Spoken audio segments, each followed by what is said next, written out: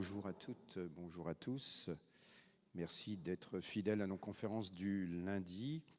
Donc aujourd'hui, nous allons avoir une conférence placée sous le cadre des temps forts 40 ans de VIH.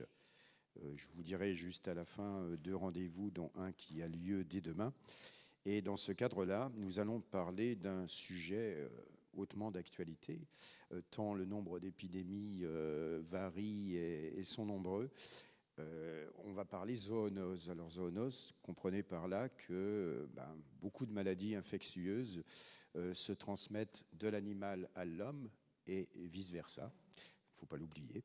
Donc, quand on parle de paludisme, de dengue, de coronavirus, etc., on va discuter de ces recherches sur cette zoonose qui est quand même à la pointe parce que je crois, vous m'arrêtez si je dis des bêtises, certains estiment que 60% à peu près des maladies infectieuses dans ces eaux-là, voilà, sont reliées à ces zoonoses et que finalement se préoccuper de la santé humaine ne serait pas sans se préoccuper aussi quelque part de la santé animale, et puis on peut se dire aussi vice-versa.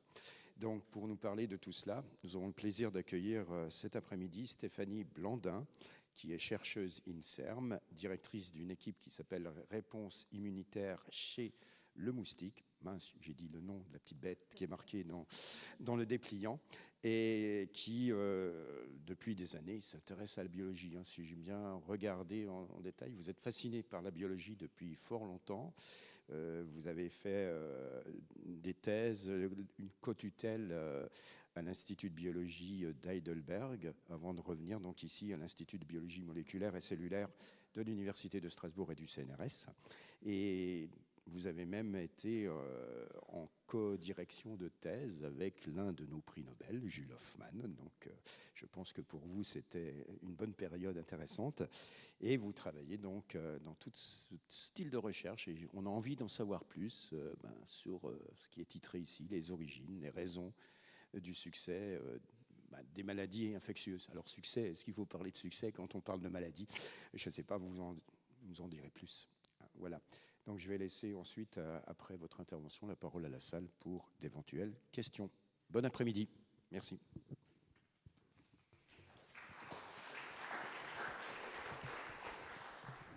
Donc bonjour à tous. Donc, je m'appelle en effet Stéphanie Blandin et je travaille dans un institut du CNRS, mais je suis chercheur INSERM. On est un peu tous, et dans l'institut, il y a aussi des chercheurs UNISTRA, on est un petit peu tous mélangés.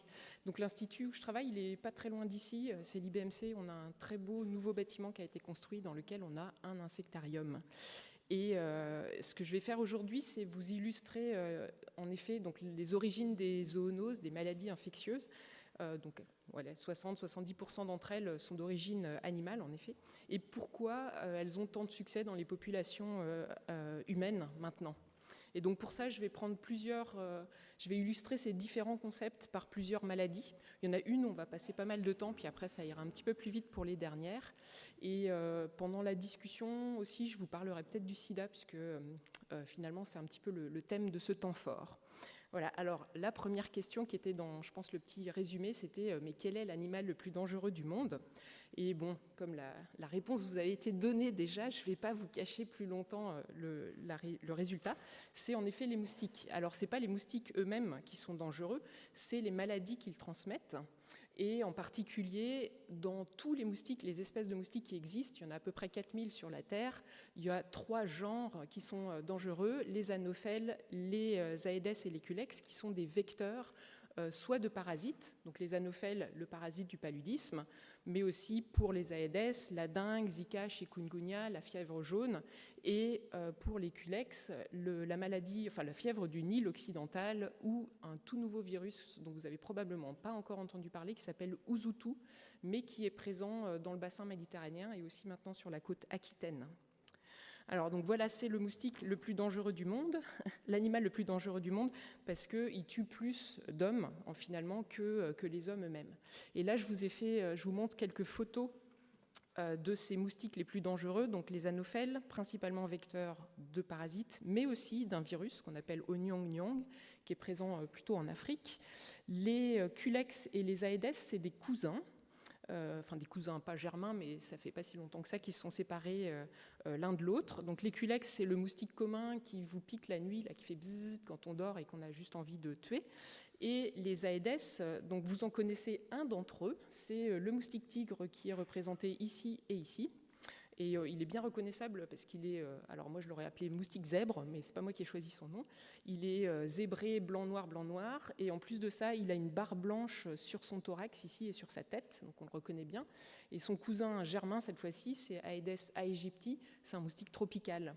Et lui, il a une sorte de lyre qui est dessinée sur son thorax en haut. Bon, il n'y a pas de Aedes aegypti en Alsace. Par contre, on a les moustiques tigres, et les moustiques tigres, c'est ceux qui vous ennuient la journée. Donc comme ça, on est embêté tout le temps. La journée, c'est le moustique tigre, la nuit, c'est l'éculex. Voilà. Et donc, de ces 4000 espèces de moustiques dangereux, en fait, il y en a une dizaine seulement en fait, qui est dangereuse pour... Pardon, de ces 4000 espèces de moustiques qui existent sur la Terre, il n'y en a qu'une dizaine qui sont vraiment dangereuses pour l'homme. Et après, il y en a d'autres qui vont transmettre d'autres maladies à des animaux, etc. C'est pas, mais si on réfléchit en termes d'hommes, on va dire à peu près une dizaine d'espèces. Donc la première maladie dont je vais vous parler, c'est la dengue. Et c'est une maladie qui est absolument bien installée dans le monde, à peu près la moitié de la population mondiale vit dans des zones où justement la dengue sévit, donc des zones endémiques. Et j'ai choisi cet exemple-là parce que c'est un très bon exemple pour illustrer des émergences à partir des foyers, par exemple animaux, vers l'homme, et puis comment ça se répand à travers la population humaine. Donc de l'émergence jusqu'à la pandémie mondiale. Alors, donc, je vous ai dit, une maladie très prévalente, à peu près 390 millions d'infections chaque année. Toutes ne sont pas symptomatiques, ça dépend un petit peu des populations, etc. Donc on va dire à peu près un quart des infections qui sont symptomatiques. On a 10 à 40 000 morts par an, difficile à évaluer exactement, et plusieurs sérotypes, c'est-à-dire qu'on ne va pas, si on regarde dans le sang des gens, les anticorps qui sont produits contre ces virus, en fonction des sérotypes de virus, on ne va pas avoir exactement les mêmes anticorps. Donc c'est comme ça qu'on les a classés en sérotypes. On va dire 4 types de virus différents. Okay, et les pertes économiques qui sont évaluées à cause de cette maladie, c'est à peu près 6 milliards d'euros. C'est assez important, notamment en Amérique du Sud où se trouvent beaucoup de cas. Alors, qu'est-ce que c'est les symptômes de la dengue ? On a des symptômes grippaux classiques, mal à la tête, mal aux yeux aussi, derrière les yeux. On peut avoir des douleurs articulaires, douleurs musculaires, des grosses fièvres, et généralement c'est assez brutal. On a une fièvre qui monte très rapidement, des fièvres qui peuvent aller jusqu'à plus de 40 degrés, donc on n'est vraiment pas bien, on peut être hospitalisé. Et dans les cas sévères, on peut faire aussi, ah oui, j'ai oublié de vous dire aussi, potentiellement une éruption cutanée, donc des rougeurs sur la peau, et dans les cas sévères, des hémorragies. Donc là, dans ce cas-là, il faut vraiment aller à l'hôpital parce que c'est à traiter très rapidement. L'histoire de la dengue remonte à très longtemps. Dans ce cas-là, c'est pas quelque chose. Alors, quand on parle de coronavirus, etc., c'est très récent. Ça fait 3 ans dont on en entend parler. Si je vous dis Zika, ça fait pas si longtemps que ça non plus qu'on en entend parler. Mais pour la dengue, en fait, on trouve des textes en Chine dès le 3e siècle après Jésus-Christ, qui décrivent des symptômes qui correspondent à peu près à la dengue. Donc ça veut dire que dans les populations, ça fait bien longtemps que ça existe.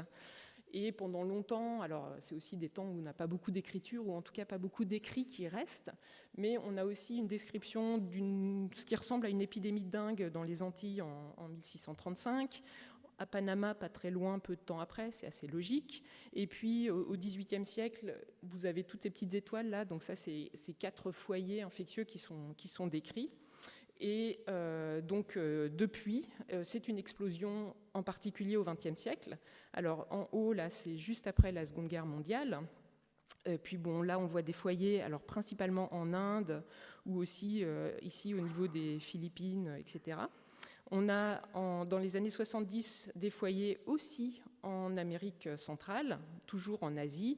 Et puis, vous voyez que dans les 40 dernières années, on a une explosion de ces cas de dengue à travers le monde.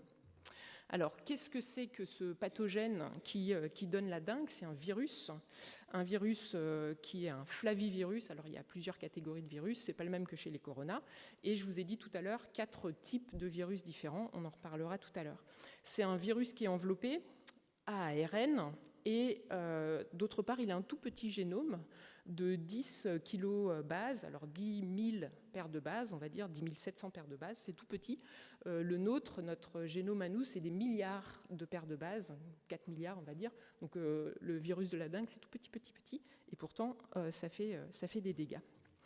Je vous ai dit tout à l'heure qu'il était transmis par des moustiques Aedes, et donc là, c'est les 2 moustiques qui sont les plus gros vecteurs de la dengue dans les populations humaines. Donc Aegypti, qui est le vecteur principal, mais qu'on trouve principalement dans les zones tropicales.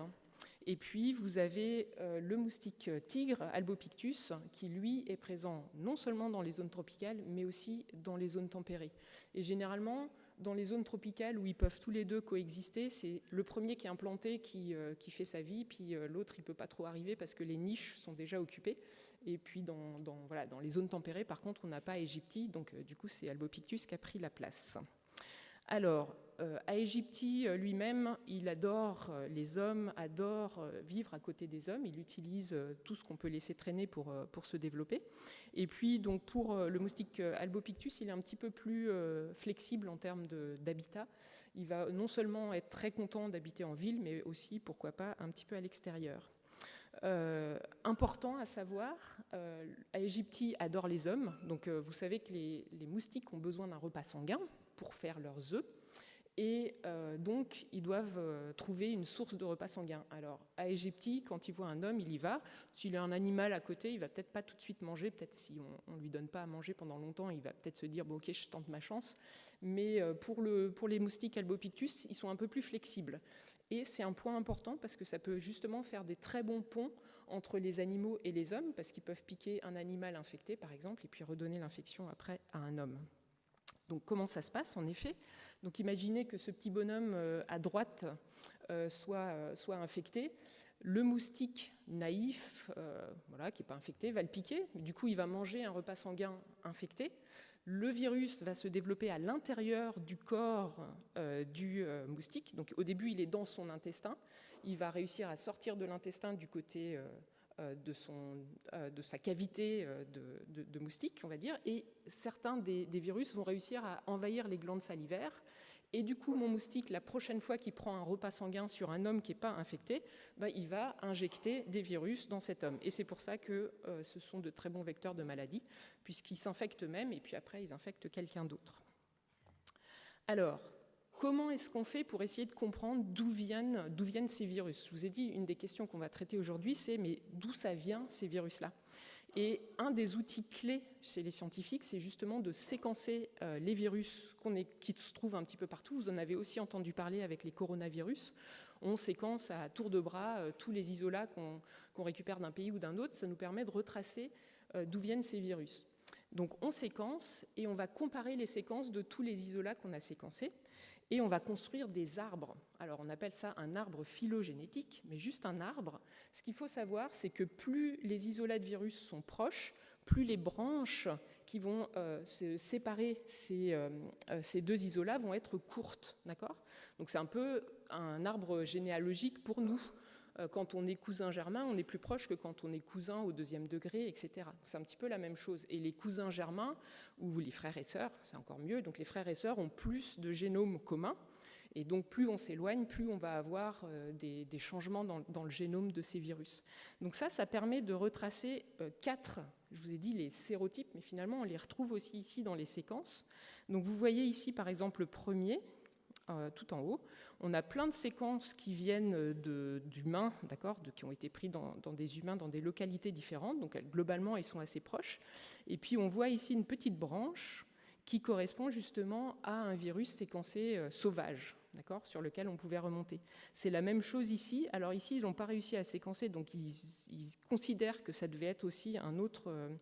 il existait quelque chose dans la nature qui aurait dû donner naissance à ce petit cluster de virus. Et puis là, il y en a un autre qui est encore plus intéressant. Donc le grand 2, là, vous voyez plein de virus qui correspondent en vert, pardon, j'ai pas dit, en vert, c'est les séquences de virus qui ont été collectées dans la nature, donc chez des animaux par exemple, et en rouge, c'est chez les hommes. J'aurais dû préciser ça plus tôt.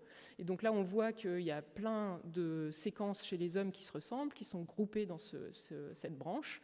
Puis ici, c'est la branche qui correspond aux séquences dans la nature, sauvage, et on voit bien qu'elles sont plus proches, ces deux-là, que les rouges ici et les rouges là.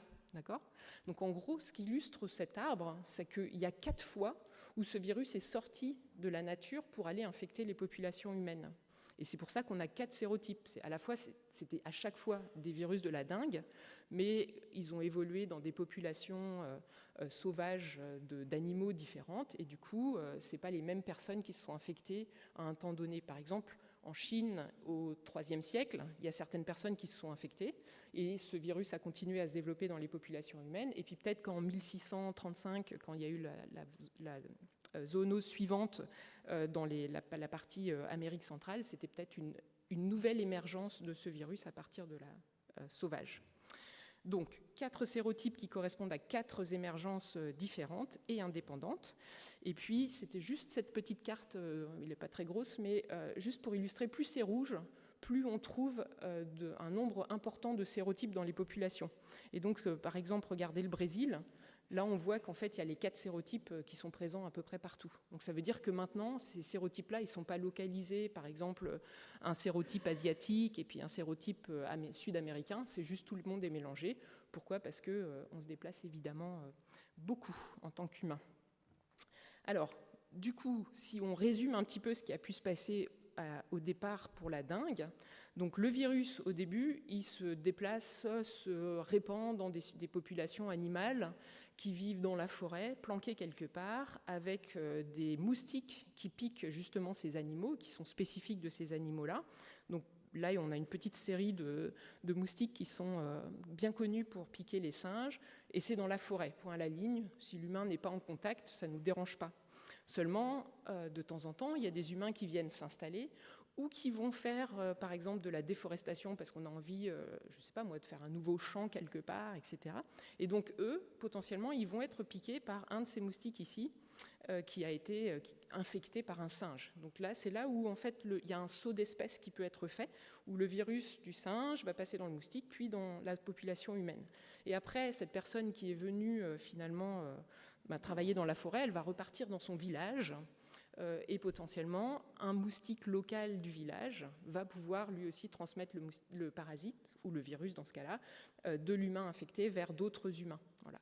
Et puis parce qu'on est dans un monde ultra connecté, mondialisé, globalisé, etc., certaines de ces personnes dans le village vont repartir en ville ou aller voir des cousins en ville ou je ne sais quoi. Et puis là, on peut emmener ce virus-là ailleurs. Alors avant, quand on n'avait pas autant de déplacements, potentiellement, on n'avait justement pas autant de risques de faire sauter les virus ou les pathogènes de la forêt vers les populations humaines et surtout à cette échelle. Mais maintenant qu'on déplace beaucoup les gens, en fait, c'est un risque important. Donc, l'intensification des contacts entre humains et faune sauvage, il y a toujours eu des contacts. Si vous allez en Afrique, les populations africaines, elles sont en contact avec la faune, elles habitent généralement, alors proches des routes, mais vraiment dans la forêt. Et donc ces contacts-là, ils ont toujours existé. C'est juste qu'on est aussi plus nombreux sur Terre, et donc on augmente aussi notre empreinte parce qu'on récupère des terres sur des zones sauvages.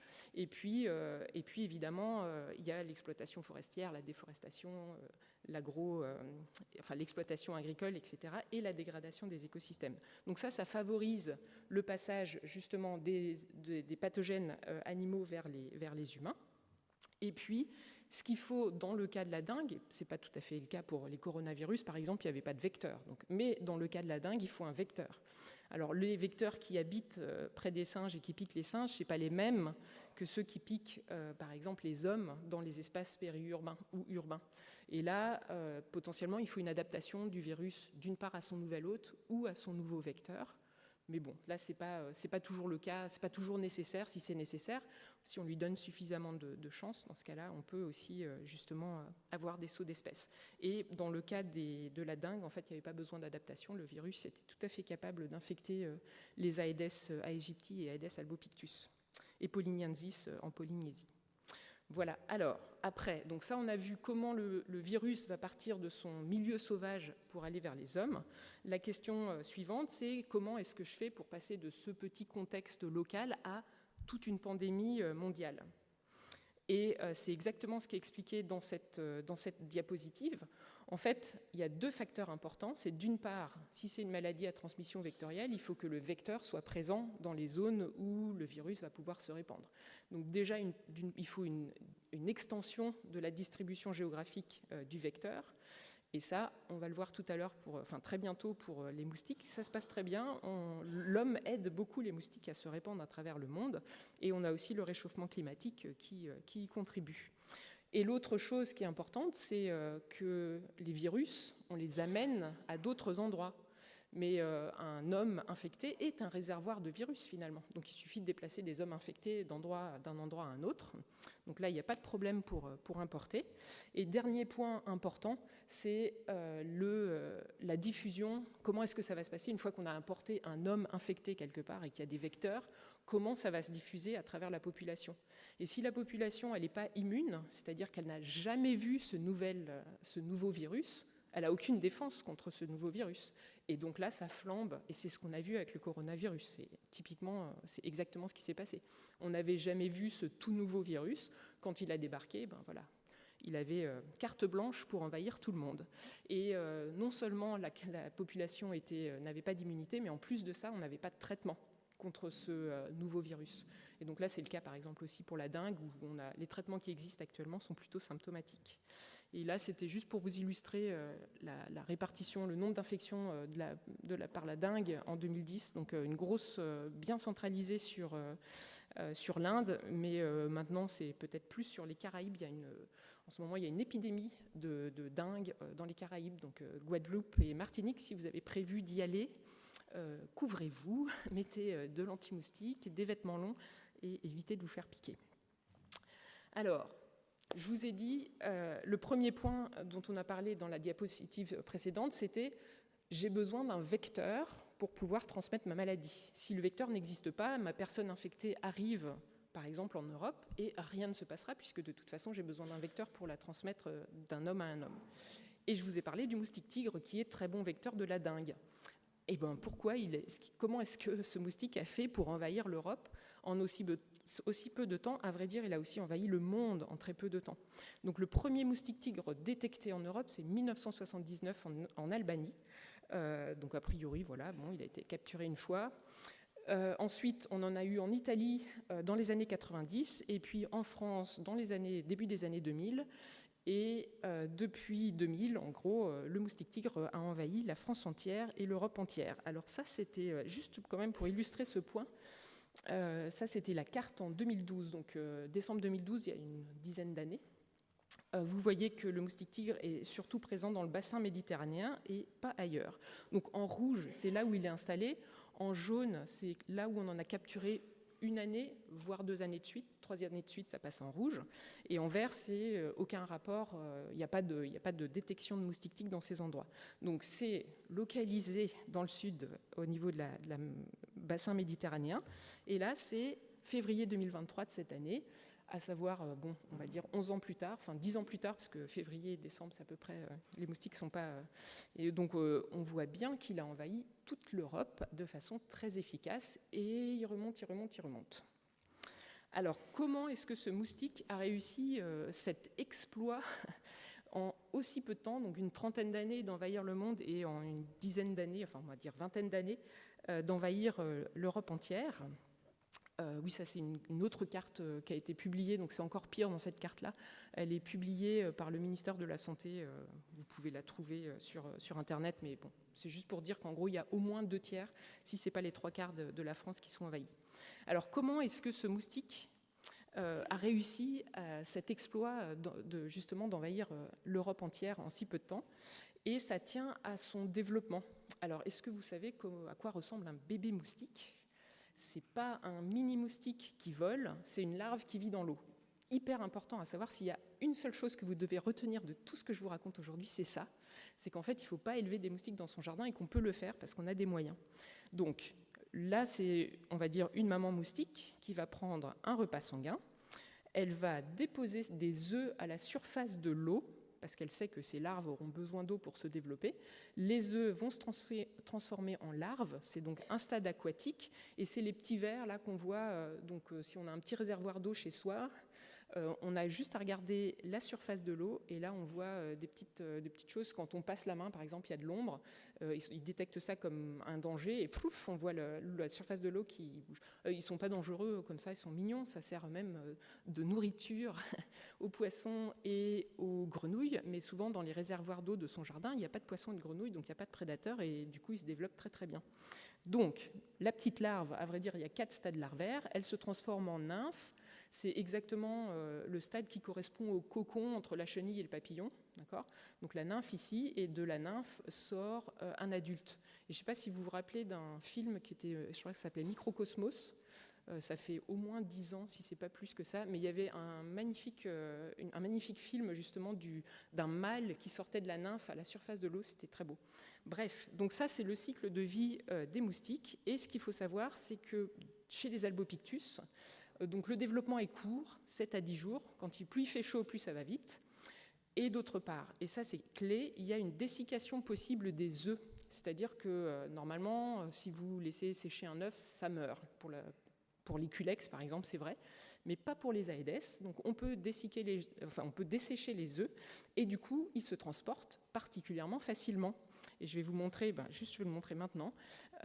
Typiquement, ils se transportent dans les pneus et dans les bambous. Alors pourquoi les pneus et les bambous ? Parce qu'il y a un commerce mondial des pneus usagés et des bambous qui est énorme. Or, des pneus et des bambous, il y en a pas mal en Asie, et du coup, ils sont importés ailleurs. Alors les pneus, vous imaginez, il pleut. On va avoir une accumulation d'eau à ce niveau-là, ici. En plus, il fait chaud parce que le pneu est foncé, donc les rayons du soleil chauffent bien. Donc la maman moustique va être très contente de déposer ses œufs dans ces petits réservoirs d'eau. Et puis, il fait très chaud, donc ça s'évapore, donc l'œuf sèche. Et le pneu, hop, je le charge sur un bateau et je l'emmène aux États-Unis ou ailleurs, n'est-ce pas ? Et donc, je le dépose quelque part. Imaginons par exemple en Floride. Il pleut, parce que c'est un climat un petit peu tropical aussi là-bas. Mes œufs se retrouvent en contact avec l'eau, ils vont éclore et je vais avoir une petite colonie de moustiques qui se développe là où j'ai déposé mes vieux pneus usagés. Donc ça a été un facteur énorme en fait de répartition du moustique à travers le monde. Et les bambous aussi. Pourquoi ? Parce qu'en Europe, on adore les bambous. Mais les bambous, on n'en avait pas en Europe avant, donc on va les chercher en Asie. Et en particulier, on va les transporter quand ils sont un petit peu poussés. Donc généralement, dans ce cas-là, qu'est-ce qu'on fait ? On les coupe. Et ça fait un petit tuyau qui est coupé et dans lequel il y a un petit réservoir. Donc le tronc du bambou, là c'est bouché, mais si je le coupe ici, ça fait un petit bol en quelque sorte. Et là encore, les femelles peuvent pondre dans ces bambous. D'ailleurs, si vous avez des bambous chez vous, mettez le côté qui est sans réservoir en haut et le côté avec réservoir plutôt en bas. Par exemple, ça peut servir de palissade, les bambous. Voilà. Donc bref, c'est comme ça aussi que ces moustiques ont voyagé à travers le monde. Autre chose particulièrement importante pour Albopictus, c'est sa diapause hivernale. Donc les œufs peuvent rentrer en diapause, donc ils attendent que les temps soient plus favorables, qu'il fasse un peu plus chaud, et ils peuvent reprendre leur développement. Pour les moustiques tropicaux, ça ne va pas parce qu'il fait trop froid chez nous, donc ils ne sont pas très contents, donc généralement ils ne s'installent pas. Voilà. Ensuite, je vous ai dit, Albopictus, il aime bien piquer un peu n'importe qui. S'il n'a pas d'hommes, il va chercher des animaux. S'il n'a pas d'animaux, il va chercher des hommes, etc. Et d'autre part, il fait de l'autostop. Et oui. Alors, comment est-ce qu'il a fait au début, je vous ai dit, il était dans le bassin méditerranéen, puis il a monté à travers la France. Pourquoi ? Donc au début, il pensait que le moustique volait. Et en fait, c'est pas, il vole, mais il vole pas très loin par rapport à l'endroit où il va émerger de sa nymphe. Généralement, il fait 100 à 200 mètres. D'où l'importance de ne pas élever des moustiques dans son jardin, parce que du coup, on n'est pas piqué par eux. Bref, donc si on faisait une simulation de combien de temps ça prendrait pour les moustiques d'arriver, par exemple, en Alsace, c'était pas crédible la vitesse à laquelle ils sont envahis toute la France.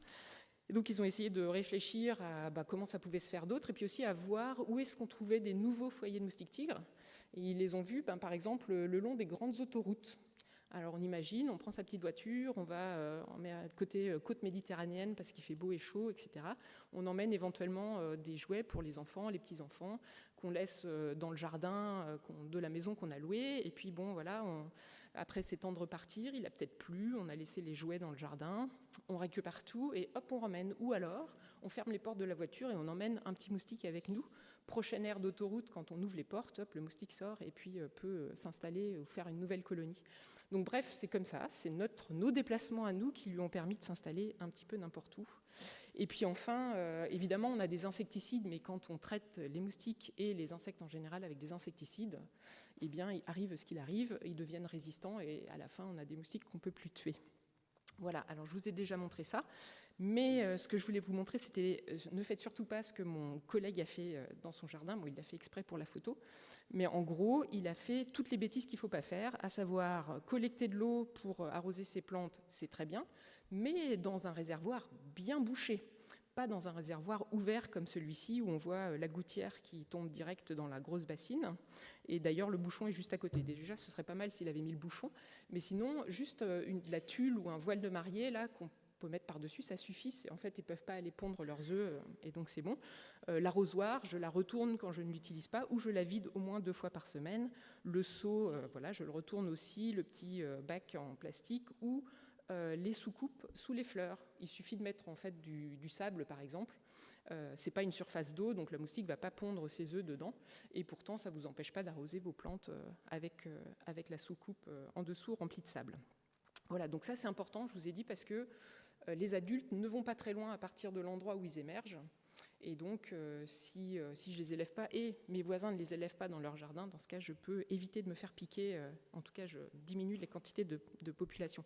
Alors, j'exagère un petit peu, parce qu'en fait, les moustiques tigres, ils adorent n'importe quel réservoir, et en particulier les caniveaux ou les bouches d'évacuation des eaux de pluie.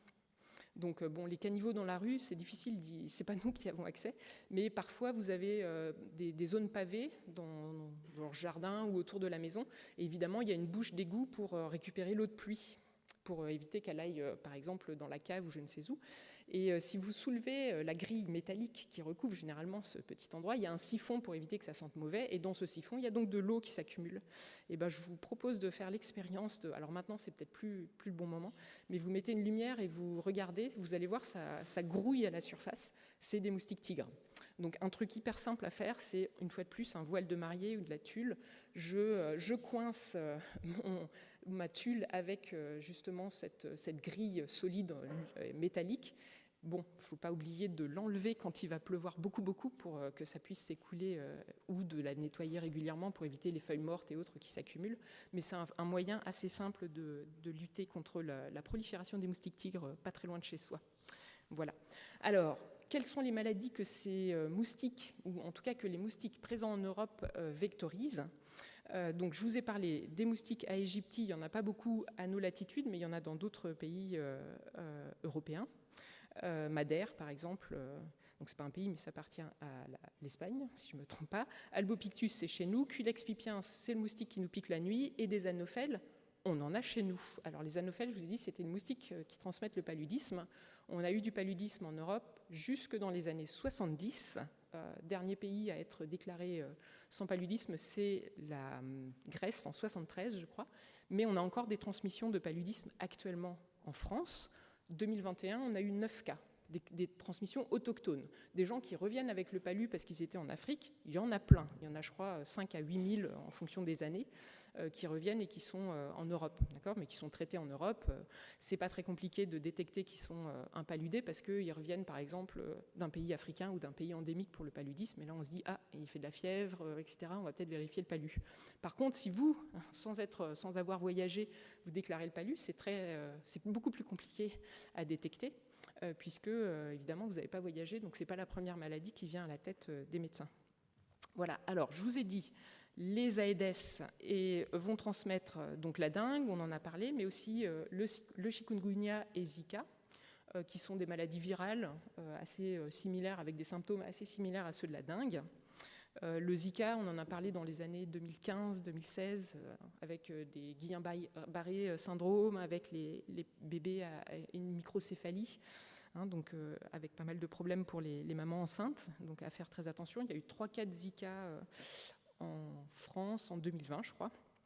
Et puis, je vous ai parlé plus récemment de la fièvre du Nil occidental, qui est dans le bassin méditerranéen et maintenant qui s'attaque au bassin aquitain. Et puis le paludisme dont on a parlé tout à l'heure. Alors c'est lui qui fait le plus de morts. Le paludisme, je vous ai dit, le moustique, l'animal le plus dangereux du monde, avec quelques 800 000 cas. C'est plus de 600 000 cas, c'est le paludisme, en Afrique principalement. Et là, c'était pour illustrer des petites épidémies locales de ces maladies, ou cas locaux de ces maladies à travers l'Europe assez récemment. Donc vous avez chikungunya en Italie en 2017 avec plus de 200 cas. Donc c'est des foyers épidémiques. Quand je parle de ces cas-là, c'est des cas autochtones. Une fois de plus, pas des gens qui sont partis voyager, mais des gens qui se sont fait infecter en restant chez eux. Et comment ça arrive? C'est parce que quelqu'un est parti voyager, revenu avec le virus, les moustiques locaux s'infectent, et puis après, voilà, on a des gens qui sont infectés localement. Donc chikungunya, dengue, je vous montre un exemple juste après. Zika en France 2019-2020, et puis la dengue à Madère aussi en 2012. Et je vous ai mis d'autres petits cas ici, donc paludisme, je vous en ai parlé. La fièvre du Nil occidental, dont on n'entend pas encore beaucoup parler, mais juste pour info, 661 cas en Europe, 52 morts en 2019. Et là, on a pas mal de cas ça monte en fait. Voilà. Et juste là, c'était l'illustration de la dengue en France en 2022. Alors, les premiers cas de dengue autochtone en France, c'est 2010. Entre 2010 et 2021, on avait, je crois, 48 cas cumulés de dengue. C'est ce qui est montré en bleu. Et en 2022, on est monté en une seule année à 65 cas. C'est montré dans ce tableau-là où vous voyez, il y a très peu de cas. Donc c'est par pays et par année. Peu de cas généralement. Et puis là, en France, 65 cas. Alors vous pouvez me dire 65 cas sur 65 millions de personnes ou 66 millions, c'est pas grand-chose. Mais il faut savoir qu'à tout cas de dengue détecté, on va avoir un programme de démoustication mis en place. Et vous avez probablement entendu parler à Strasbourg, puisqu'à la Cruteno, c'est arrivé cet été ou septembre, août je crois, où justement ils ont été obligés de faire une démoustication ciblée parce qu'ils ont trouvé un cas symptomatique de dengue. Je vous ai dit aussi que les cas de dengue asymptomatiques, il y en avait beaucoup. Donc en fait, on en loupe une partie des gens qui sont infectés et c'est peut-être potentiellement ceux-là qui peuvent transmettre. Donc c'est pas beaucoup, 65 cas sur 65 millions, mais c'est aussi parce que en France, on a quand même un système qui est assez solide et qui va essayer de traiter, de prévenir le risque de foyer et d'épidémie. Parce que si on laissait ce cas infecter des moustiques qui eux-mêmes infectent plusieurs personnes, après c'est pas 65 cas qu'on a, c'est juste des foyers épidémiques sans contrôle après possible. Voilà. Et l'autre chose importante, c'est qu'avant, on avait des cas autochtones, alors seulement dans le bassin méditerranéen. Maintenant, on en a jusque dans les Hautes-Pyrénées. Et cette année, dans la région Rhône-Alpes, avec Auvergne-Rhône-Alpes, avec notamment dans la Drôme, un cas autochtone de dengue. Je crois qu'on est à 45 ou 48, je ne sais pas cette année, je n'ai pas regardé les chiffres très précisément récemment. Voilà, et là, bon, c'est pas pour être trop alarmiste, mais c'est des prévisions du Centre européen de contrôle des maladies, où il y avait un scénario actuel de risque du chikungunya actuellement, donc principalement dans le sud de l'Europe. Et il y a un scénario pessimiste et un scénario optimiste. Comme le vecteur est présent sur une répartition géographique de plus en plus grande, comme il fait de plus en plus chaud et que des moustiques, on en a de plus en plus longtemps sur l'année, c'est-à-dire plus de mois avec des moustiques, et s'il fait plus chaud, le virus se développe encore plus facilement et plus rapidement au sein du moustique, donc le moustique est plus rapidement infectieux, du coup le risque augmente avec le temps. Et donc, quel que soit le scénario, en gros, on est à risque fort de chikungunya, de dengue aussi, dans les années, on va dire à partir de 2050, ce sera clairement probablement une maladie à laquelle on devrait être bien adapté. Voilà, alors je vais passer à un deuxième, donc là j'ai passé pas mal de temps avec la dengue, on va passer à 3 autres maladies que je vais traiter de façon beaucoup plus courte pour illustrer précisément des choses, des points qui sont clés dans le succès de ces maladies à travers le monde. Et la première maladie de laquelle je voulais parler, c'était justement la schistosomiase ou bilharziose. Ça vous dit quelque chose ou pas? Ouais. Donc c'est une maladie parasitaire à cause d'un ver qui est principalement localisée en Afrique et dans les zones, on va dire encore une fois de plus tropicales. C'est des zones quand même qui sont riches en agents infectieux. Et donc c'est énormément de gens infectés par an, donc 180 millions à peu près de personnes infectées, 280 000 morts, on n'en parle pas beaucoup. C'est à peu près la moitié moins que le paludisme. Et il y a 2 grands groupes de schistosomas, donc qui sont les agents infectieux en question. Donc soit Manzoni, qu'on va trouver en Afrique, Moyen-Orient, Amérique du Sud, etc., donc avec des symptômes qui sont plutôt intestinaux et foie. Et puis hématobiome, qui est plutôt en Afrique, Moyen-Orient, avec des symptômes urogénitaux et un risque accru d'être infecté par le sida. Okay, donc j'en parle. Alors, les gens qui se font infecter, généralement, ils se font infecter dans cette zone intertropicale et pas en Europe. Mais justement, on a eu des cas en Europe récemment et je vais vous expliquer comment. Alors, la seule chose que vous devez savoir sur le cycle de vie de ce schistosoma, c'est que d'une part, il y a un hôte intermédiaire qui est des escargots aquatiques, d'accord, qui vivent dans l'eau, et que d'autre part, quand un homme est infecté, il va rejeter des œufs de schistosoma dans soit son urine, soit ses fesses, en fonction du type de schistosoma avec lequel il est infecté. Et généralement, la raison pour laquelle l'eau et les petits escargots deviennent infectés, c'est juste parce qu'on ne traite pas bien justement les excréments humains. Okay, donc, mais vous voyez bien que dans pas mal de pays, en fait, on n'a pas nécessairement un système de traitement des eaux usées, et donc il va y avoir une partie des gens qui vont faire leurs besoins justement à côté d'eau. Et si une personne revient en contact avec cette eau, donc avec d'autres stades qui seront passés par les petits escargots, ils vont justement s'infecter à travers la peau. Voilà. Alors il y a différents types de symptômes, en particulier ce dont je vais vous parler, c'est justement du sang dans les urines qui a été détecté justement dans les cas d'infection européenne. Et à terme, en fait, les gens meurent potentiellement d'un cancer de la vessie avec des calcifications, etc. C'est pas une maladie sympathique. Donc où est-ce que ça s'est passé, cette transmission? Eh bien en Corse, pas très loin de chez nous finalement. Donc il y a des touristes allemands en 2011 qui se sont retrouvés avec du sang dans les urines. Ils ne comprenaient pas d'où ça venait, parce qu'ils n'étaient pas... Voilà, après, ça peut arriver, mais pour d'autres raisons. Hein, ça peut être une infection bactérienne, par exemple. Mais là, c'était toute la famille, alors c'est un petit peu bizarre. Et bref, en essayant de trouver ce que les gens avaient, ils ont réussi à détecter du schistosoma dans leurs urines, donc des œufs de schistosoma dans leurs urines. Et 2 ans plus tard, donc ces gens-là, en fait, ce que je peux vous dire, c'est qu'ils avaient été se baigner dans la rivière du Cavou, qui est située, vous voyez mon pointeur, ici en Corse. Donc ils ont après essayé de retrouver à l'intérieur de la rivière, est-ce qu'il y avait des petits escargots? Oui, il y avait des petits escargots.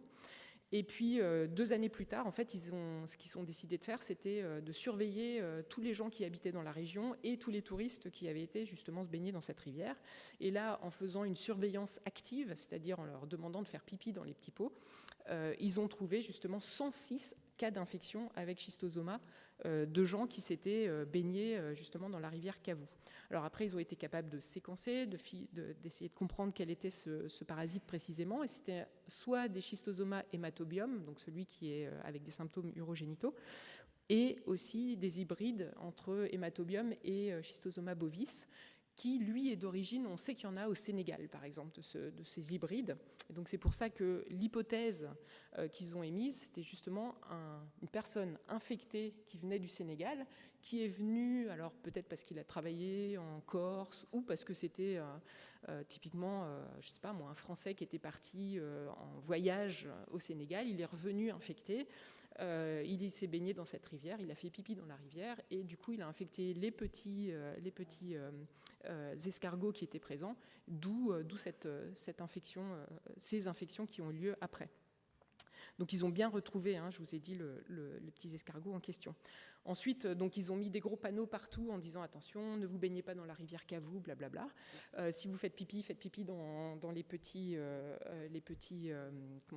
box qu'ils ont installés tout autour, tout le long de la rivière, en tout cas là où il y a les bassines. C'est vrai que ça fait envie, il fait chaud en Corse. On a une rivière avec de l'eau complètement magnifique et des jolis bassins qui ont été creusés dans la roche. On a juste une envie, c'est de se baigner dedans. Mais bon, voilà. Donc ils ont eu après quelques cas sporadiques de gens qui n'avaient pas dû bien écouter quelles étaient les recommandations. Et en 2019, ils ont été étonnés parce qu'ils ont vu aussi 4 cas apparaître dans une rivière juste à côté qui était la Solenzara, où pour le coup la Cavou et la Solenzara, c'est pas un bassin commun, hein, c'est vraiment 2 rivières séparées. Et donc ils ont essayé de comprendre d'où ça venait. Alors pour l'instant c'est pas complètement clair, mais l'hypothèse la plus plausible c'est celle que je vous ai expliquée. Donc un humain infecté qui est revenu, qui a infecté la rivière Cavou. Et pourquoi est-ce que ça revient tous les ans? C'est probablement pas parce que les escargots infectés survivent, parce qu'il fait froid et que probablement les adultes infectés ne survivent pas. C'est probablement pas non plus parce qu'il y a des animaux qui sont infectés et qui font pipi dans la rivière, parce qu'ils n'ont pas réussi à détecter ces parasites dans des animaux sauvages. C'est probablement plus parce que dans la population humaine, il y a encore des gens infectés qui continuent à aller se baigner, à faire pipi dans la rivière, qu'on a des infections sporadiques comme ça. Voilà. Donc, là encore, une fois de plus, ce parasite qui était africain, qui était dans son contexte intertropical classique, il est apparu en France parce qu'on avait l'hôte intermédiaire qui était présent. Quand il y a l'hôte intermédiaire mais pas de parasite, il n'y a pas de problème. Quand le parasite arrive, potentiellement, il y a de la transmission qui se passe. Alors, dans le même ordre d'idées, je vais vous parler d'Ebola. Et d'ailleurs, ça reflète aussi, parce que j'ai vu que vous aviez mis des petites... sur les affiches, ils ont mis des petites chauves-souris, donc ça tombe bien, on va parler d'Ebola. Là encore, voilà, c'est pour illustrer l'importance des déplacements humains. Donc Ebola, c'est encore un virus, on va parler pas mal de virus aujourd'hui. C'est un filoviridé, parce qu'il a une tête de fil, c'est assez exceptionnel pour les virus.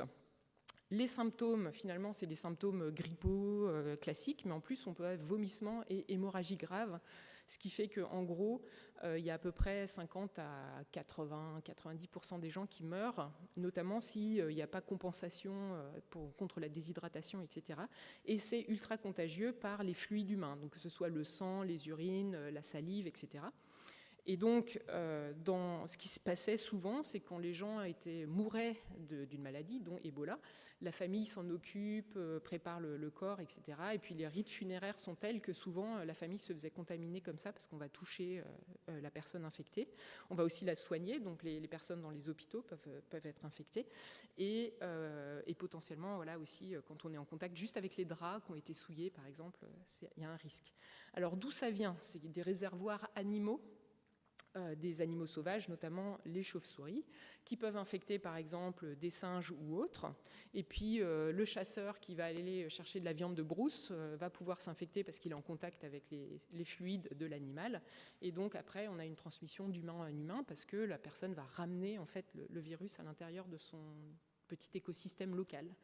Et généralement, dans les épidémies précédentes, on avait quelques centaines de cas maximum. C'était souvent à l'intérieur d'un village. Donc le foyer familial était atteint très vite, et puis après dans l'intérieur du village, mais c'est fini. Et donc ça, c'était le cas de la plupart des épidémies d'Ebola. Mais en 2014, en Guinée-Bissau, Sierra Leone et Libéria, on a eu 30 000 cas, dont à peu près 12 000 morts de tous ces cas. Et donc comment est-ce qu'on passe d'une épidémie qui est généralement hyper virulente et qui donc tue les gens tout de suite et qui se tue dans l'œuf finalement à 30 000 cas? Et bien justement, ce qui s'est passé, c'est les choses, ils ont retracé l'origine de l'épidémie. Donc c'est un petit garçon qui s'est infecté. Donc il y avait un arbre mort au centre, dans le village, et il servait en fait d'abri pour les chauves-souris. Donc le petit garçon qui devait jouer à côté de cet arbre a été contaminé. Donc il est revenu, il était malade, sa maman s'est occupée de lui, sa maman est morte, etc. Puis bon, avec les rites funéraires, ils ont infecté quelques personnes de la famille. Donc on a eu un enfant mort en décembre 2013, après quelques autres membres. Janvier 2014, on a encore 5 cas de diarrhée mortelle, dont la maman. Et puis en février 2014, important, un membre infecté, mais qui n'était pas encore très malade, se déplace à la capitale. Et là, évidemment, on va avoir une explosion, parce qu'il va être en contact avec plein de gens. Dans la capitale, c'est beaucoup plus dense que dans le petit village. Et donc, ces plein de gens vont eux-mêmes être en contact avec plein de gens. Et vous voyez qu'en très peu de temps, là, on peut partir de un cas isolé à des milliers de cas qui deviennent complètement incontrôlables. Et quand ils ont commencé à se dire, mais c'est peut-être Ebola, c'était déjà au mois de mars. Et du coup, les chaînes avaient déjà été entamées. Donc, après, une épidémie exponentielle qui s'est mise en place. Donc, le facteur clé, une fois de plus, le déplacement des personnes infectées qui vont emmener le virus à d'autres endroits. Voilà, et le dernier point que je voulais faire, c'était la maladie de Lyme. Cette fois-ci, c'est une bactérie et c'est bien de chez nous, n'est-ce pas ? Donc vous êtes tous, je pense, bien au fait de la maladie de Lyme. Je pense qu'on en parle beaucoup. On dit Lyme d'ailleurs, probablement. C'est une petite ville américaine, Lyme. Donc c'est la borréliose. Pourquoi ? Parce qu'elle est due à une bactérie qui s'appelle Borrelia.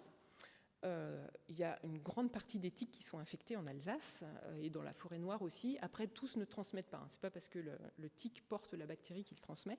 Donc le taux de transmission est bien plus bas que ça. C'est pour ça qu'il ne faut pas nécessairement prendre des antibiotiques dès qu'on se fait piquer par un tique. Le fait est que la tique, oui d'ailleurs c'est la tique, c'est pas un tique, quand la tique prend un repas sanguin, elle ne va pas pouvoir transmettre tout de suite la bactérie. Il lui faut au moins 24 heures. Donc d'où l'intérêt aussi de faire une vérification des tiques quand on a fait une petite balade en forêt, et même quand on a fait du jardinage, parce que maintenant il y a pas mal de tiques aussi dans les jardins publics et dans les jardins des gens aussi. Donc se vérifier, c'est pas très compliqué et ça peut gagner ça peut éviter pas mal de problèmes après. Et puis, donc, les traitements qui existent, c'est des antibiotiques, de préférence pris très rapidement quand on déclare les symptômes, parce que c'est beaucoup plus efficace, sachant que sinon les bactéries peuvent se loger, notamment au niveau du système nerveux central, et on a la barrière entre le sang, j'ai perdu le mot en français, la blood-brain barrier, donc entre le sang et le cerveau, et donc tous les médicaments, par exemple, n'y rentrent pas, et donc c'est plus difficile à traiter a posteriori. Voilà, alors les symptômes, c'est ce que j'ai montré sur la photo. C'est pas toujours, on n'a pas toujours un érythème migrans, mais on peut quand même, ou œil de bœuf, hein, mais on peut souvent on a là, donc dès qu'il y en a un, il faut courir chez le médecin à se faire traiter tout de suite. État grippal aussi, c'est classique avec la maladie de Lyme. Et puis si on a des symptômes tardifs, là on aura plus des articulations qui font mal, des problèmes de cœur, des problèmes neuronaux également. Voilà. Alors, vous savez que la maladie de Lyme, elle est transmise par les tiques, qui sont les vecteurs. Le vecteur principal en Europe, c'est Ixodes ricinus. La vie du tique, de la tique est plus compliquée ou plus longue que celle du moustique parce que ça lui prend 2 ans avant d'atteindre le stade adulte et de pouvoir répondre des œufs. Vous voyez que sur la petite carte en dessous, il y en a partout en Europe, il y en a pas mal en Alsace, pas de souci. Et contrairement au moustique où c'est seulement la femelle adulte qui prend un repas sanguin, là c'est tous les stades, la larve, la nymphe et l'adulte qui prennent un repas sanguin parce qu'ils en ont besoin, la larve et la nymphe pour changer de stade et la femelle adulte pour faire ses œufs aussi. Donc la plupart du temps, ils ne piquent pas les hommes, ils piquent les animaux sauvages, les petites souris qui se trimballent dans la forêt, voire les chevreuils, les cerfs, etc. Qui sont, quand c'est une tique adulte, elle a besoin de beaucoup de sang, donc elle viderait la souris, donc elle va plutôt choisir un gros animal. Et de temps en temps, nous, on est un peu les autres qui se baladaient par là, qui n'avaient rien à y faire et qui du coup se font piquer. Et le point que je voulais illustrer ici, c'était le point du réservoir, le rôle du réservoir et l'effet dilution. Donc là, typiquement, je vous montre un écosystème, alors c'est un schéma, un écosystème qui est tout à fait en forme. On a une grosse diversité des animaux présents dans cet écosystème. Et ici, je vous ai entouré un des réservoirs clés de la bactérie, qui est une petite souris à pattes blanches. Chez nous, ça va être potentiellement un autre type de souris, mais bref, les petits rongeurs peuvent être des bons réservoirs. Mais le petit rongeur est dilué dans plein d'autres animaux, n'est-ce pas ? Donc du coup, les tiques, comme elles ne mangent pas que sur la souris, mais aussi sur plein d'autres animaux, il y en a peu qui vont être infectées, et quand elles vont être infectées, elles ne vont pas avoir beaucoup de bactéries dans leur corps, d'accord ? Donc du coup, il y a peu d'hommes qui vont être piqués par des tiques infectées, et d'autre part, ils n'en auront pas beaucoup des bactéries, donc peut-être moins de chances que la bactérie se développe chez l'homme. Par contre, si dans mon écosystème qui était bien en forme au départ, je vais faire des changements, je vais faire par exemple la monoculture d'arbres où je vais, je sais pas, traiter par je ne sais quel produit, ce qui va se passer, c'est que il y a des animaux qui vont plus trouver leur place parce qu'ils auront plus les insectes qu'ils adorent manger, ou parce qu'ils aiment pas nicher dans les résineux, ils préfèrent les feuillus et j'ai plus de feuillus, du coup ils s'en vont. Donc à la fin, au lieu d'avoir plein d'animaux différents et peu de chacun de ces animaux, je vais avoir beaucoup de quelques animaux différents. Alors, avec un peu de chance, beaucoup d'un animal qui n'est pas dangereux pour l'homme, ou en tout cas qui ne porte pas de virus ou de bactéries dangereuses pour l'homme, ce n'est pas un problème.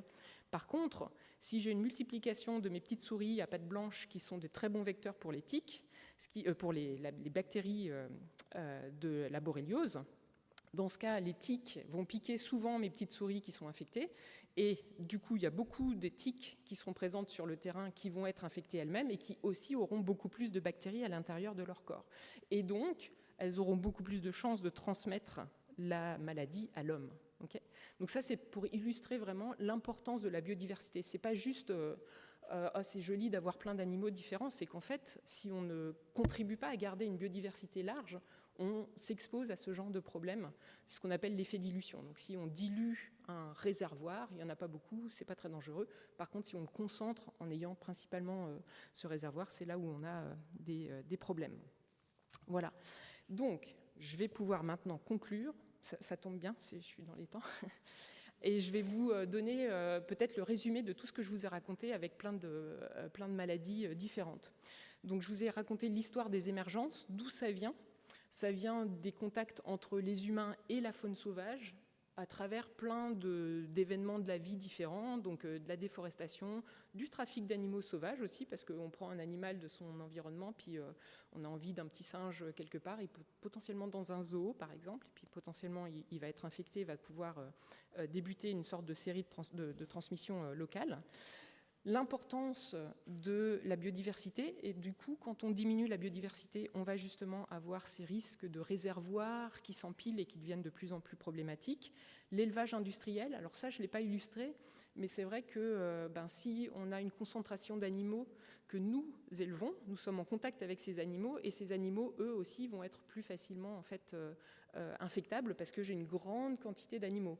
Donc si jamais il y en a un qui s'infecte, il va pouvoir contaminer tout le monde, j'aurai une grosse quantité de virus ou de bactéries, etc. locales, et moi, je vais être exposée à toute cette quantité de virus, donc je vais avoir plus de chances de m'infecter. L'adaptation des pathogènes, donc des fois c'est pas très facile pour le pathogène de s'adapter, mais des fois c'est très simple, et du coup il n'y a pas besoin d'attendre très longtemps pour qu'il puisse être transmis à l'intérieur des populations humaines. Et puis comment on passe de cette émergence à l'épidémie, voire la pandémie. Donc une fois de plus, si c'est une maladie à transmission vectorielle, il faut que les vecteurs soient présents dans les nouveaux endroits. C'est le cas des moustiques en particulier. Je vous ai donné un exemple bien clair. Grâce au transport humain, grâce au changement climatique et aussi aux résistances aux insecticides qui se développent à travers ces populations qu'on essaie de traiter. Transport des personnes infectées, donc c'est souvent nous, les réservoirs de nos propres maladies. Je me déplace avec mes virus, je me déplace avec mes bactéries. Et quand on arrive dans une population qui n'a jamais vu ce virus, cette bactérie, c'est une population qui est naïve d'un point de vue immunitaire et qui est donc particulièrement sensible à ces maladies. Et puis, on n'a pas de traitement parce que c'est quelque chose qu'on ne connaissait pas avant. Et enfin, et ça on ne l'a pas vu, mais c'est clair que les guerres et les instabilités politiques diverses et variées vont générer des mouvements de population. Allez, je déplace tout le monde et les pathogènes qui sont présents dans cette population. Et puis aussi, localement, si j'ai une guerre, les systèmes de santé sont fragilisés et je ne vais pas traiter correctement les gens localement. Voilà, alors bon, il ne faut pas désespérer, on essaye de faire le mieux possible pour essayer justement de lutter contre ces maladies. La première chose, c'est de comprendre, c'est-à-dire qu'il faut qu'on continue à faire des recherches pour trouver les nouveaux agents pathogènes. Donc le coronavirus en était un très bon exemple. On va essayer aussi de comprendre comment le pathogène est transmis d'homme à homme ou d'homme à vecteur et de vecteur à homme. Quels sont les réservoirs ? On a parlé de la dengue. Alors la dengue, elle est sortie de sa forêt et puis elle a, elle a commencé à se répandre dans les populations humaines et elle est restée dans les populations humaines. Il n'y a pas de retour à la forêt. Mais si on parle d'Ebola, c'est toujours quelque chose qui sort de la forêt très régulièrement. Et puis il y a des fois des pathogènes qui peuvent passer de l'homme, enfin de l'animal à l'homme et de nouveau de l'homme à l'animal. Donc dans ce cas-là, le réservoir, il est juste toujours là. Donc il faut comprendre tout ça pour pouvoir lutter efficacement, comprendre quels sont les vecteurs s'il y en a et quelles sont les zones à risque d'émergence. Parce que Potentiellement, il y a des zones où c'est plus facile aux pathogènes de sortir. Typiquement, dans les forêts subtropicales ou intertropicales, on a clairement des risques plus importants. Informer les populations, voilà, vous êtes tous là pour vous informer, donc c'est un bon exemple. Et puis aussi les pouvoirs publics et le corps médical. Quand je vous parlais par exemple du paludisme, c'est vrai qu'en Europe, on n'a pas trop l'habitude de diagnostiquer un paludisme, et pourtant il faut que les médecins soient encore tout à fait conscients de comment on diagnostique un paludisme, parce que potentiellement il y a des cas comme ça qui sortent de temps en temps dans la population. Et enfin, notre réactivité est hyper importante. Ça, c'était l'exemple de la dengue. Si j'essaie de traiter, de démoustiquer tout autour d'un cas de dengue importé, j'évite que d'autres personnes puissent être infectées par les moustiques qui auront piqué cette personne. Je vous encourage à voir, si vous voulez, regarder. Donc, il y a une exposition qu'on a faite avec l'INSERM qui s'appelle « Des virus émergents et des épidémies ». Et justement, elle essaie de retracer déjà comment ça sort, comment les maladies sortent des animaux, comment nous on s'infecte, quels sont les moyens que les hommes développent pour se protéger contre ces infections, comment notre système immunitaire fonctionne aussi, et puis aussi de se rendre compte, et ça c'est essentiel, comme l'a dit tout à l'heure Jean-Yves, c'est que notre santé dépend de la santé des animaux, qui elle aussi dépend de la santé de l'environnement. Donc tout ça c'est lié, et on ne peut pas juste considérer les hommes d'un côté, les animaux de l'autre et l'environnement de l'autre. C'est vraiment, je pense que l'exemple de la dilution, c'est un exemple clé pour montrer que l'environnement il est aussi important dans l'émergence de ces maladies, de ces zoonoses. Et si vous êtes intéressé pour aller plus loin, alors je vous ai mis le site de l'exposition à nouveau ici, mais vous pouvez aller voir, il y a une grosse partie des données que j'ai présentées qui viennent de Santé publique France, du Centre européen de contrôle des maladies, et sinon il y a des fiches aussi sur les maladies qui sont publiées par le Centre médical de l'Institut Pasteur, donc vous pouvez avoir ces infos-là dans ces différents endroits. Le Centre européen de contrôle des maladies, je crois que tout est en anglais, mais voilà. Et je vous encourage vivement à regarder deux choses. Alors, La fabrique des pandémies, vous avez peut-être déjà vu, c'était le film de Marie-Monique Robin qui est sorti en 2022. Et si vous n'avez pas écouté les podcasts de Renaud Piarou sur France Culture, donc il a fait, je crois, 9 podcasts maintenant, entre 2022 et 2023, c'est super intéressant. C'est 1 heure par maladie, et donc il traite du cas du sida, de la grippe, de l'Ebola, du paludisme, du Covid, etc. Et franchement, c'est super bien fait et à portée de tout le monde. C'est raconté, c'est très intéressant. Il a aussi parlé de la tuberculose. Franchement, c'est vraiment très chouette. Voilà, et donc avec ça, j'ai fini ma présentation. Si vous avez des questions, je serais ravie d'y répondre.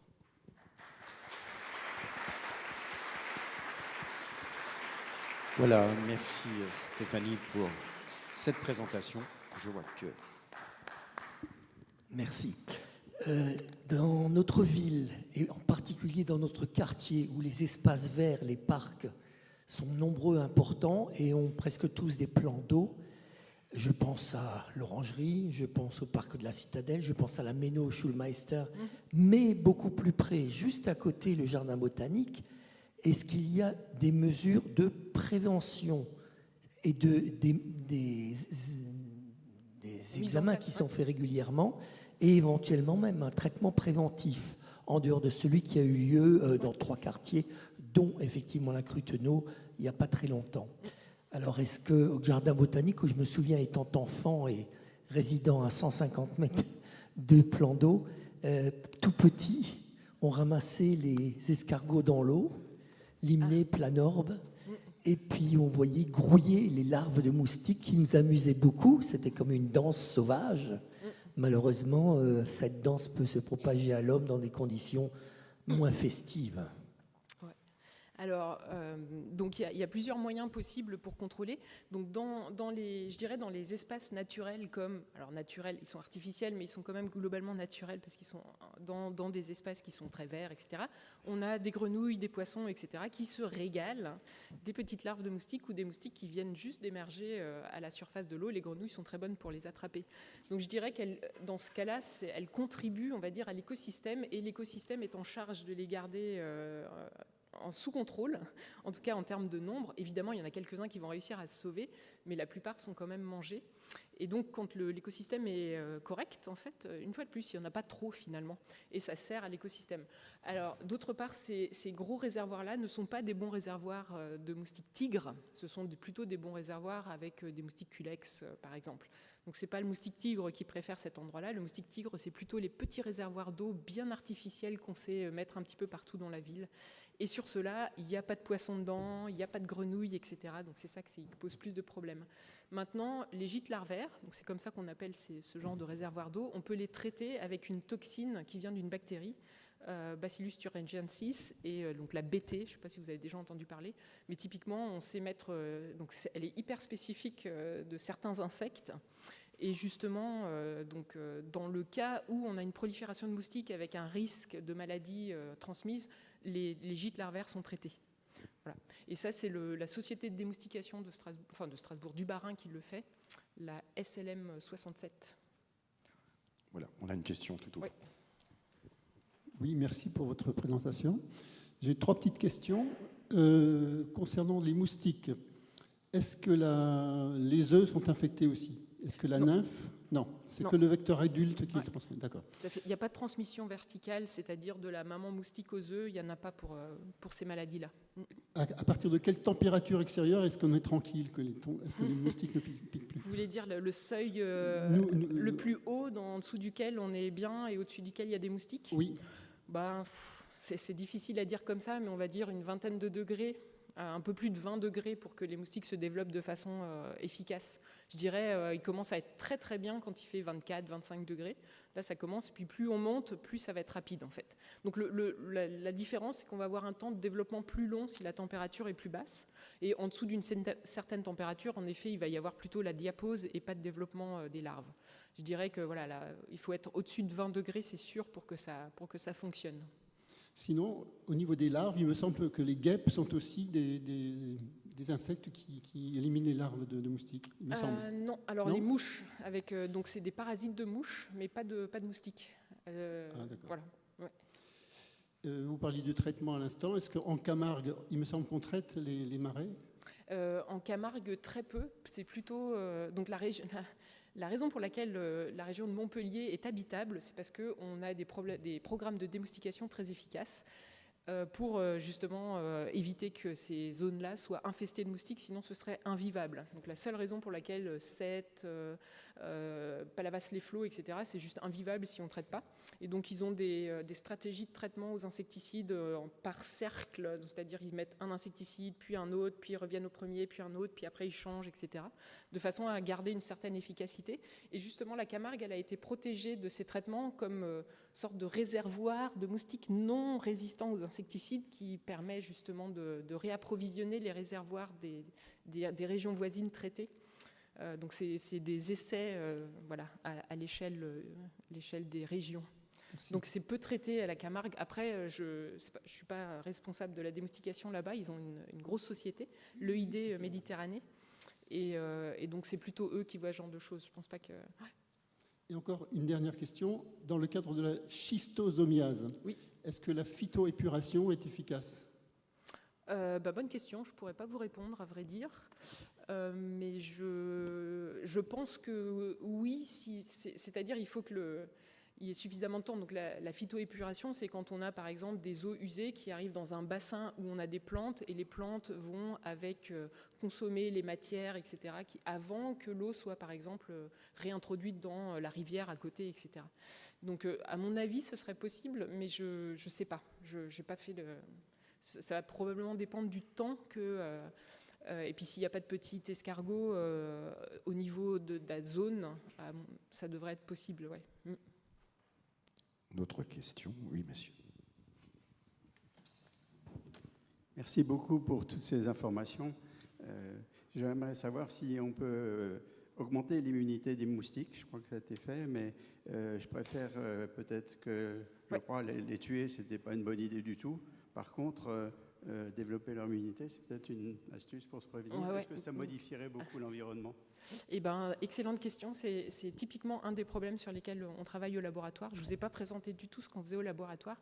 Enfin, la dingue, on travaille dessus. Hein, mais donc, en effet, alors, supprimer un moustique hyper bien implanté dans un écosystème, c'est mettre l'écosystème, déséquilibrer l'écosystème, ou donner de la place à d'autres pour le remplacer dans la niche qu'il vient de libérer. Donc, ce n'est pas forcément une bonne idée de ce point de vue-là. Et donc, un des points sur lesquels on travaille, c'est justement, parce qu'on sait que ces maladies-là, ça nous rend malades, mais finalement, ça rend aussi malades les moustiques. Et les moustiques se défendent contre ces pathogènes, qu'ils soient des parasites ou des virus. Donc, ce que nous, on essaie de comprendre, c'est comment ils se défendent, quelles sont les interactions entre les moustiques et les pathogènes, et est-ce qu'on peut utiliser ce genre d'informations pour aider le moustique à mieux se défendre finalement contre ces pathogènes. Et si le moustique arrive à se défendre mieux, dans ce cas, il va moins transmettre de maladies. Voilà.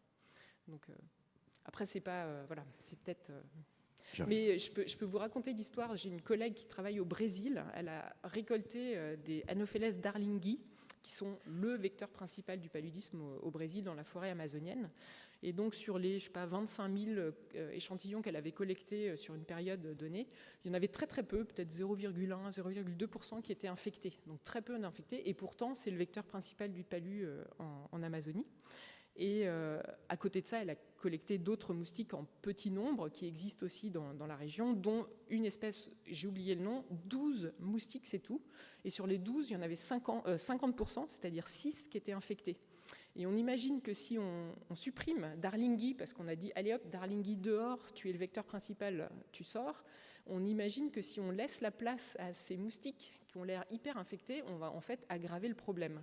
Et en Afrique, c'est typiquement le cas avec Anopheles gambiae, qui est le vecteur principal du paludisme en Afrique.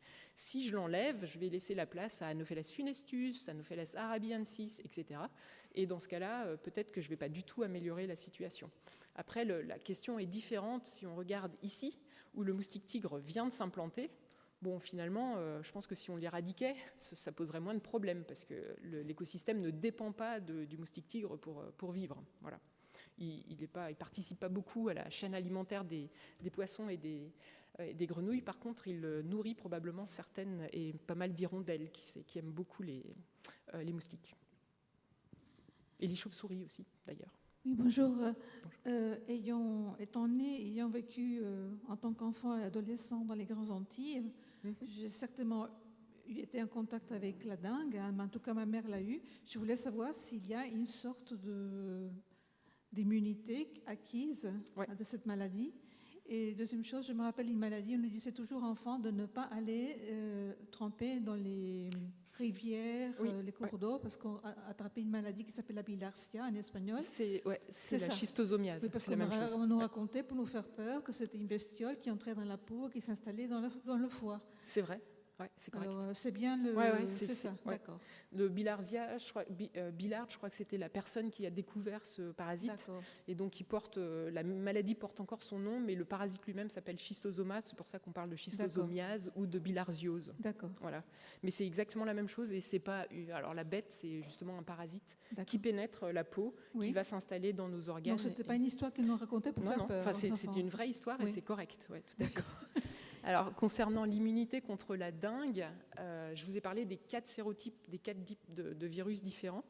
Et donc, quand on est infecté avec un sérotype, généralement, on est bien protégé contre ce sérotype. Par contre, on est potentiellement plus sensible aux autres, en tout cas plus apte à développer des symptômes sévères quand on est infecté avec les autres sérotypes. Et pourquoi ? En fait, c'est parce que pour le premier cas, nos anticorps bloquent complètement le virus. Il ne peut pas rentrer dans nos cellules, donc il ne peut pas se développer.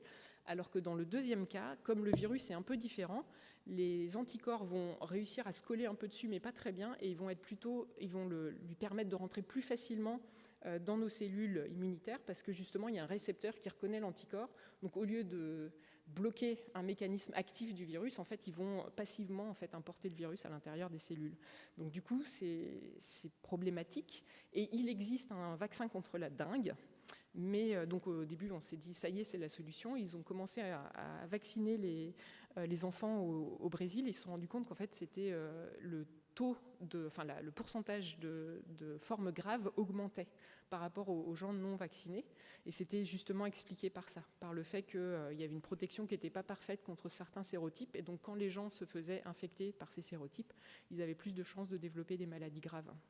Et donc maintenant, ce vaccin, qui s'appelle Dynvaxia, je crois, n'est donné qu'aux gens qui ont une preuve qu'ils ont fait une dingue. Et dans ce cas-là, comme ils ont déjà fait une dingue, quand on les vaccine, en fait, on va avoir une réponse immunitaire qui est bien plus importante et pas de risque de forme grave et une vraie protection. Autre question.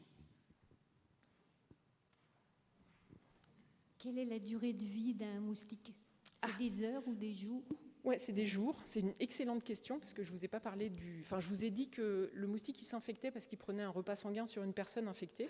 Ça arrivait dans son intestin, mais pour qu'il puisse infecter quelqu'un d'autre, il faut que ça arrive jusque dans ses glandes salivaires et que quand le moustique il pique, il va injecter de la salive pour éviter que ça nous gratte et surtout pour éviter la coagulation locale. Et du coup, en même temps que la salive, il va injecter des virus. Et donc le temps que ça prend pour le virus de passer de l'intestin jusqu'aux glandes salivaires, c'est clé. Et ça, c'est plusieurs jours. Et plus il fait chaud, plus ça, c'est court. Donc le moustique, il vit entre, on va dire, 2 et 4 semaines, ce qui est largement suffisant pour être infecté, bien infecté. Et il prend beaucoup de repas sanguins dans sa vie. La femelle a une vie sexuelle très ennuyante puisqu'elle ne s'accouple qu'une seule fois et elle a une bibliothèque de sperme qu'elle utilise à chaque fois qu'elle va prendre un repas sanguin pour justement féconder ses œufs et puis avoir une progéniture. Mais du coup, des repas sanguins, elle va en faire pas mal. 6, 8 en fonction de sa durée de vie.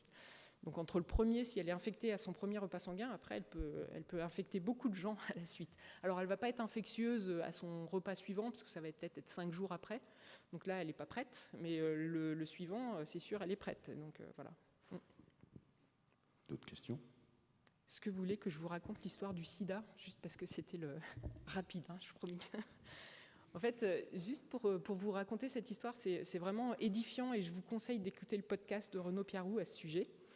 Donc le sida, donc vous avez probablement suivi, pour reconstituer l'histoire du sida, on a séquencé tous les isolats de virus qu'on trouvait à travers le monde et aussi des isolats de virus chez les singes et on s'est rendu compte qu'ils étaient très proches et du coup qu'il y a eu des émergences entre les singes et les hommes plusieurs fois, une fois de plus. Donc il y a HIV, enfin le virus de l'immunodéficience humaine 1, le virus de l'immunodéficience humaine 2. Et donc ça, c'est des sorties différentes. Et puis même, il y a plusieurs sous-catégories de virus qui sont aussi potentiellement des sorties différentes. Bref, si je vous raconte cette histoire-là, ça commence en Afrique, où en fait ça se passait de façon très régulière qu'il y avait cette sortie, mais comme le virus n'était pas très bien adapté à l'homme, à chaque fois c'était au maximum dans le foyer, puis pas plus loin, parce qu'il n'arrivait pas à se répliquer, et les gens étaient infectieux sur potentiellement une très courte période, et du coup s'ils n'avaient pas de rapport sexuel par exemple pendant cette période, ou d'échange de sang, il n'y avait pas de raison d'infecter plus loin. Seulement, dans l'Afrique colonisée, et en particulier à Kinshasa, à l'époque, qui s'appelait Léopoldville, parce que c'était un territoire belge. Donc c'est le long du fleuve Congo, il y avait Léopoldville et Brazzaville de l'autre côté. Bref, le fleuve Congo est tout à fait navigable jusqu'à cette grande ville, et puis après il y a des cascades, on ne peut plus naviguer. Et donc ils avaient décidé de construire une voie de chemin de fer pour acheminer les biens de Kinshasa, donc Léopoldville, pardon, jusqu'à la mer pour pouvoir les exporter, par exemple, en Europe. Et donc, pour construire des rails à travers une forêt tropicale, il faut des gens. Et les Belges, ils avaient décidé de prendre des hommes et de faire venir que les hommes. Donc, vous pouvez imaginer que dans une ville, vous avez beaucoup d'hommes. Qu'est-ce qui se passe? On a des péripéties... Bon, je ne vais pas y arriver. Bref, du commerce sexuel qui se met en place. Et donc, ces hommes qui, potentiellement, quelques-uns d'entre eux étaient un peu infectés, vont être, parce qu'ils étaient en contact avec des singes dans la forêt d'où ils venaient, vont potentiellement commencer un cycle de transmission. Autre point important, à ce moment-là, les gens mouraient beaucoup de la maladie du sommeil, et on avait trouvé une solution, c'était l'arsenic, ça permettait de traiter cette maladie. Mais l'arsenic, vous savez, c'est hyper toxique, donc on ne peut pas faire une grosse piqûre d'arsenic, on faisait plusieurs piqûres, style 8-9 piqûres d'arsenic, à répétition, en intraveineuse, Donc, on alignait les gens, clac, clac, clac, clac, clac, et puis, allez hop, j'injecte de l'arsenic sans évidemment changer de seringue ou d'aiguille entre-temps. Vous imaginez comment on peut favoriser donc, des gens qui étaient infectieux sur un petit espace de temps. Si c'était justement sur ce petit espace de temps, les voisins, ils étaient aussi infectés. Et donc, on favorise une fois de plus la transmission par le sang. Donc, transmission par le sang, comme on avait aussi une transmission sexuelle qui se mettait en place parce qu'on avait justement ce commerce du sexe qui était en parallèle, finalement, on a en fait adapté le virus à la population humaine. Donc c'était un virus qui était adapté à la population singe. On l'adapte par ces éléments historiques en fait à la population humaine. Puis après, donc le Congo belge a gagné son indépendance dans le début des années 60, je crois. Et donc les Belges sont partis très vite. Il n'y avait plus de médecins, il n'y avait plus personne. En gros, il fallait faire venir des gens éduqués pour pouvoir soigner la population, puis peut-être aussi des ingénieurs.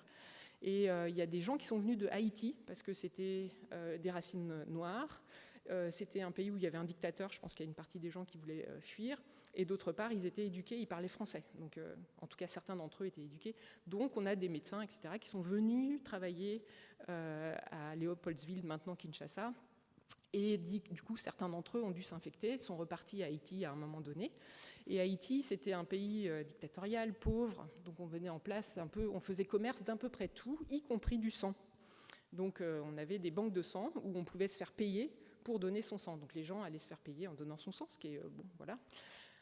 Alors, si on donne son sang, on donne tout son sang, mais on peut aussi donner son plasma, comme ça on peut revenir plus souvent. Et donc, pour donner son plasma, on récolte du sang, on centrifuge le sang, les globules rouges, on vous les réinjecte, et le sérum, on le garde. Le plasma, le sérum, on le garde. Et pour aller plus vite, ce qu'ils ont fait, c'est qu'au lieu de vous réinjecter vos globules rouges à vous, ils ont fait des poules de plusieurs personnes, et hop là, je répands ça à travers la population. Donc, en fait, on a eu cette sortie, cette émergence en Afrique et qui a été et l'adaptation du virus à l'homme. Puis après, on l'a transmis en Haïti et là, ça s'est répandu dans la population de façon brutale. C'est une personne seulement qui était à l'origine de cette crise en Haïti. Et puis après, on avait un petit peu de commerce sexuel aussi de Californie vers l'Haïti, en particulier chez les homosexuels. Donc, j'ai ramené ça à Los Angeles, San Francisco, etc. Et c'est comme ça qu'en fait, le sida a émergé à travers la population humaine, de l'émergence en Afrique jusqu'à sa transmission avec des erreurs humaines énormes. Voilà. Donc, réflexion aussi à garder sur tous ces éléments historiques et pour montrer que parfois, l'homme crée les propres conditions de ces maladies, quoi. Voilà, de l'émergence et de l'expansion de ces maladies. Voilà. Eh bien, voilà de quoi bien finir une conférence placée dans les temps forts du VIH. Merci Stéphanie, merci beaucoup. Ce qui va nous permettre de rebondir en vous resignalant 2 événements. Dès demain à 14h30 à l'auditorium du Musée d'Art Moderne, vous avez rendez-vous avec une émission radio en direct dans laquelle on va trouver à la fois des artistes et des chercheurs impliqués dans la lutte contre l'épidémie. Et ensuite, on vous donne rendez-vous aussi le vendredi 17 novembre à 18h30 à la POCOP. Pour ceux qui ne connaissent pas, c'est le théâtre universitaire rue du Jura, avec une discussion autour d'un documentaire fait à partir de paroles de soignants dans les débuts des années 80. Voilà. Je vous souhaite une bonne semaine. On se retrouve la semaine prochaine pour cette fois-ci parler de l'Université de Strasbourg, médaillée de la Résistance, avec Catherine Maurer, notre historienne locale. Merci. Bonne soirée.